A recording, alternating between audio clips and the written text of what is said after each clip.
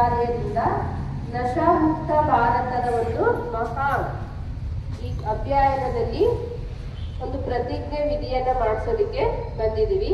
ನಶಾಮುಕ್ತ ಭಾರತ ಅಂದ್ರೆ ವ್ಯಸನಗಳಿಂದ ಈ ಭಾರತ ದೇಶವನ್ನ ಮುಕ್ತ ಮಾಡಬೇಕು ಅಂತ. ಹೌದಲ್ಲ?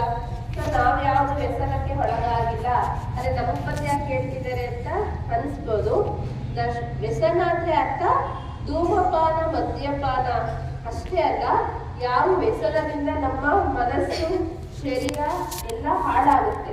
ಅದಕ್ಕೂ ಏನ್ ತಿಂಡಿ ಸಿಗುತ್ತಲ್ಲ ಅದು ತುಂಬಾ ಇಷ್ಟ, ಹೌದಲ್ಲ? ಅದೇ ಅದರಿಂದ ಏನಾಗುತ್ತೆ ಶರೀರ, ಹೊರಗಡೆ ಜಂಕ್ ಫುಡ್ ಸಿಗುತ್ತಲ್ಲ ಬೀದಿ ಬದಿಯಲ್ಲಿ, ಅದೆಲ್ಲ ತಿಂದ್ರೆ ಏನಾಗುತ್ತೆ? ಆರೋಗ್ಯ ಚೆನ್ನಾಗಾಗುತ್ತಾ ಹಾಳಾಗುತ್ತಾ? ಅದು ಸಹ ಒಂದು ವ್ಯಸನವೇ, ಹೌದಲ್ಲ? ಹಂಗಂತ ತಿನ್ಬಾರ್ದು ಅಂತ ಹೇಳ್ತಿಲ್ಲ, ಒಳ್ಳೇದನ್ನ ತಿನ್ನಿ, ಮತ್ತೆ ಎಷ್ಟು ಬೇಕೋ ಅಷ್ಟು ತಿನ್ನಿ. ಸದಾ ಅಂತ ಹೊರಗಡೆ ಜಂಕ್ ಫುಡ್ ತಿನ್ನೋದ್ರಿಂದ ನಮ್ಮ ಮನಸ್ಸಿನ ಮೇಲೂ ತುಂಬಾ ಪರಿಣಾಮ ಬೀರುತ್ತೆ, ಹಾಗೆ ನಮ್ಮ ಆರೋಗ್ಯದ ಮೇಲೂ ತುಂಬಾ ಪರಿಣಾಮ ಬೀರುತ್ತೆ. ಅದು ಸಹ ಒಂದು ವ್ಯಸನವೇ ಅಂತ ಹೇಳಲಾಗುತ್ತೆ. ಯಾವುದು? ನಮ್ಮ ಮನಸ್ಸು, ಶರೀರ ಎರಡನ್ನ ಹಾಳು ಮಾಡುತ್ತೆ. ಹಾಗೆ ಇವತ್ತು ಮತ್ತೆ ಇನ್ನೂ ಕಾಣ್ತಿರೋದು ಏನಂದ್ರೆ ಮೊಬೈಲ್, ಹೌದಲ್ಲ? ಮೊಬೈಲ್ ಓದಕ್ಕೆ ಪುಸ್ತಕ ಇಟ್ಕೊಳಕ್ ಇಷ್ಟ ಆಗುತ್ತಾ? ಮೊಬೈಲ್ ಇಟ್ಕೊಳಕ್ ಇಷ್ಟ ಆಗುತ್ತಾ? ಮನಸ್ಸಿಂದ ಹೇಳ್ಬೇಕು, ನಿಜ ಹೇಳ್ಬೇಕು. ಅಮ್ಮ ಫೋರ್ಸ್ ಮಾಡಿ ಪುಸ್ತಕ ಕೊಡ್ತಾರ?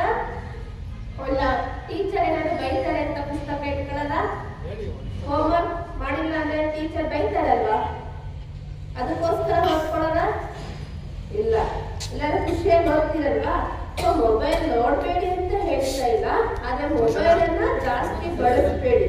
ಏಕೆಂದ್ರೆ ಅದು ನಮ್ಮ ನೆನಪಿನ ಶಕ್ತಿ, ಜ್ಞಾಪಕ ಶಕ್ತಿಯನ್ನ ಕಡಿಮೆ ಮಾಡುತ್ತೆ, ನಮ್ಮ ಬ್ರೈನ್ ತುಂಬಾ ವೀಕ್ ಮಾಡುತ್ತೆ, ನಮ್ಮ ಕಣ್ಣ ದೃಷ್ಟಿಯನ್ನು ಹಾಳು ಮಾಡುತ್ತೆ. ಇದು ಸಹ ಒಂದು ವ್ಯಸನವೇ ಆಗಿದೆ. ಸೊ ಮಕ್ಕಳಲ್ಲಿ ಇವತ್ತು ಕಂಡು ಬರ್ತಿರೋ ವ್ಯಸನ ಅಂದ್ರೆ ಇವುಗಳು ಯಾವುದು? ಜಂಕ್ ಫುಡ್ ತಿನ್ನೋದು, ಮೊಬೈಲ್ ನೋಡೋದು, ಮತ್ತೆ ಮಕ್ಕಳು ಹಠ ಮಾಡೋದು, ಹೌದಲ್ಲ?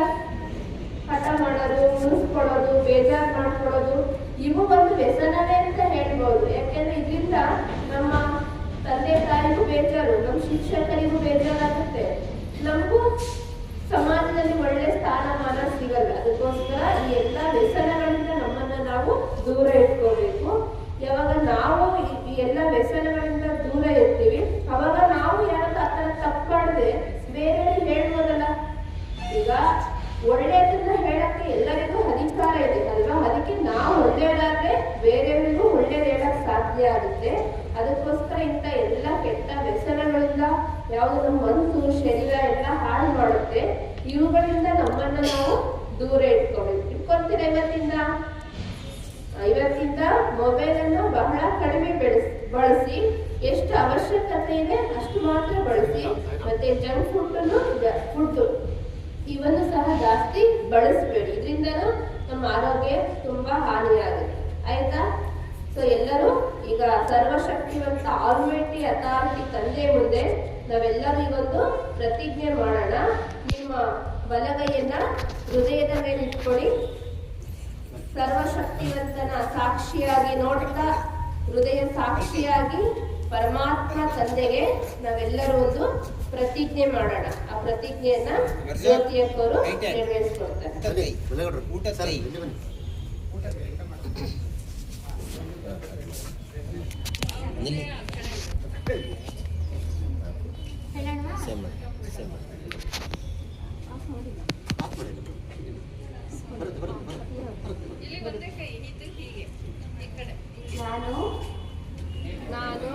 ಹೇಳಿ ಮಕ್ಕಳೇ, ಗಟ್ಟಿ ಹೇಳಿ ಮಕ್ಕಳ.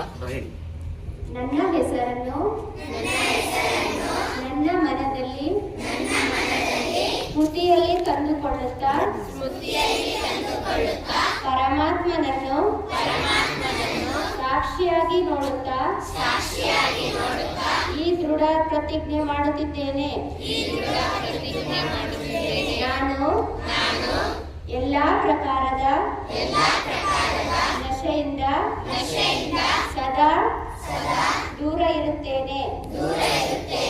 ನಾನು ನನ್ನ ಜೀವನದಲ್ಲಿ ಶುದ್ಧತೆ ಸಕಾರಾತ್ಮಕತೆ ಮತ್ತು ಆತ್ಮಗೌರವದ ಮೌಲ್ಯಗಳನ್ನು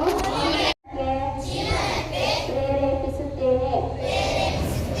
ನಾನು ನನ್ನ ತನು ಮನ ಸಮಯ ಹಾಗೂ ಶಕ್ತಿಗಳನ್ನು ಸದುಪಯೋಗ ಮಾಡಿಕೊಳ್ಳುತ್ತೇನೆ.